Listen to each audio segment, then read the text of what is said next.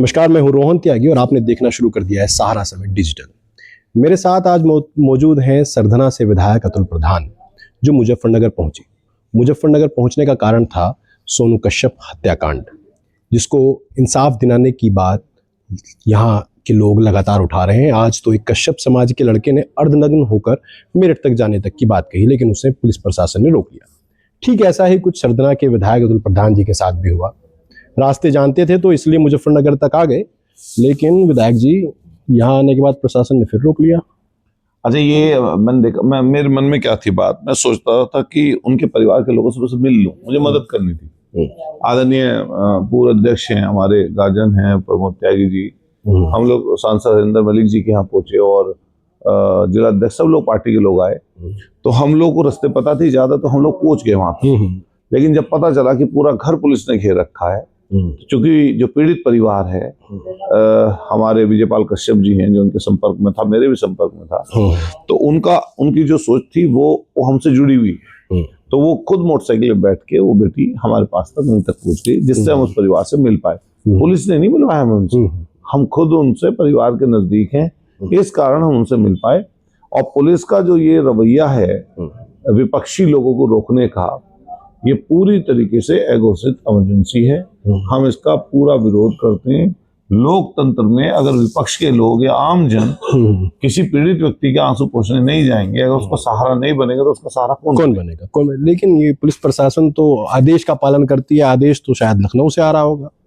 आप सोचिए, जो लोग ऐसा आदेश देने वाले भी लोग हैं, उनसे खराब स्थिति क्या हो सकती है?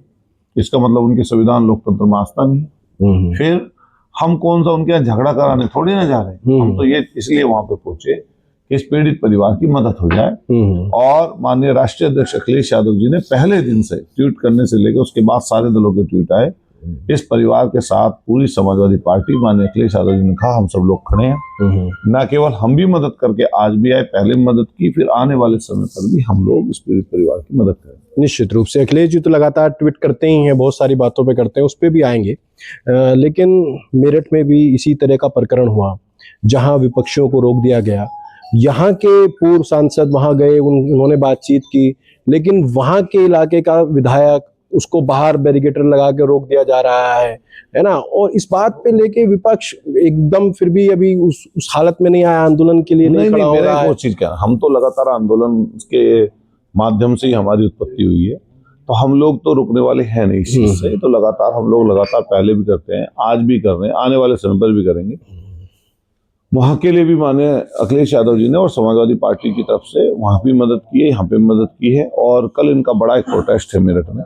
अगर सामाजिक रूप से ये लोग चाहेंगे तो हम लोग उसमें भी शरीक होंगे, और उसके बाद भी आंदोलन चलेगा। आप देख रहे होंगे पूरे प्रदेश भर में कहीं कैंडल मार्च, कहीं पर जुलूस, कहीं पर लोग, आपने बताया जैसा अर्धनग्न होकर भी जाना चाहता था, इतना आक्रोश लोगों ने, उसको रोक लिया गया। तो निश्चित रूप से हम लोग इस पीड़ित परिवार के साथ हैं और हर तरीके से साथ खड़े रहेंगे।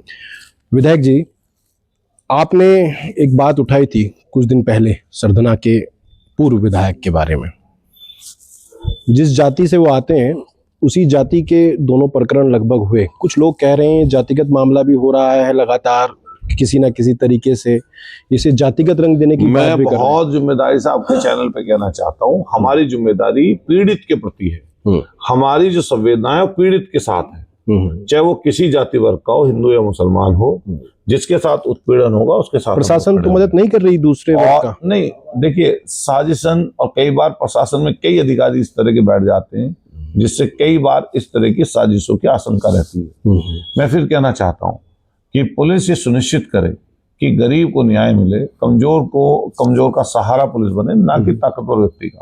और मैं फिर कहना चाहता हूँ आपके चैनल के माध्यम से, हम पीड़ित के साथ खड़े हैं, कल भी खड़े थे, आज भी खड़े हैं और फिर खड़े रहेंगे। मुझे लगता है शायद विपक्ष को थोड़ा मजबूती से अपना कदम उठाना होगा। अच्छा बताओ, इससे ज्यादा क्या मजबूती करते हैं हम लोग? नहीं, मैं इसलिए कह रहा हूँ क्योंकि उस प्रकरण में एक यहाँ जिलाध्यक्ष के साथ एक मारपीट हुई, समाजवादी पार्टी के जिलाध्यक्ष के साथ, और लगातार ट्विटर में बने रहने वाले राष्ट्रीय अध्यक्ष अखिलेश यादव जी ने उनके जिलाध्यक्ष के बारे में एक भी ट्वीट नहीं किया। लेकिन उसके बाद मुझे लगता है शायद अखिलेश यादव जी के बहुत ही चहेता नेता और युवा नेता, जुझारू नेता अतुल प्रधान को शायद गाइडलाइन दी गई ऊपर से कि तुम इस बारे में बोलो। नहीं नहीं, कुछ ऐसा था क्या? नहीं, देखिए मैं तो 20 साल से हमारी उनकी राजनीतिक प्रतिद्वंदता है, विचारों की हमारी लड़ाई है, उनका विचार अलग है, हमारा विचार अलग है। वो जाति धर्म का झगड़ा चाहते हैं, धार्मिक उन्माद फैलाना चाहते हैं, हम लोग उस तरह के नहीं है। तो मेरा अपना ये कहना है, माननीय समाजवादी पार्टी के वो जिलाध्यक्ष हैं, समाजवादी पार्टी निश्चित रूप से उनके साथ खड़ी है। माननीय हमारे प्रमोद त्यागी जी लगातार अध्यक्ष रहे।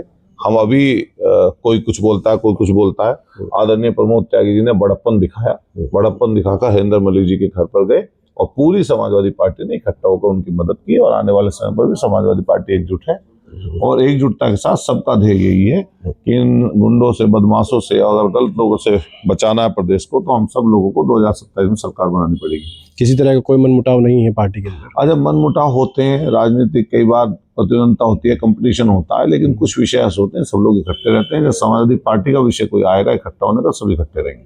ठीक है।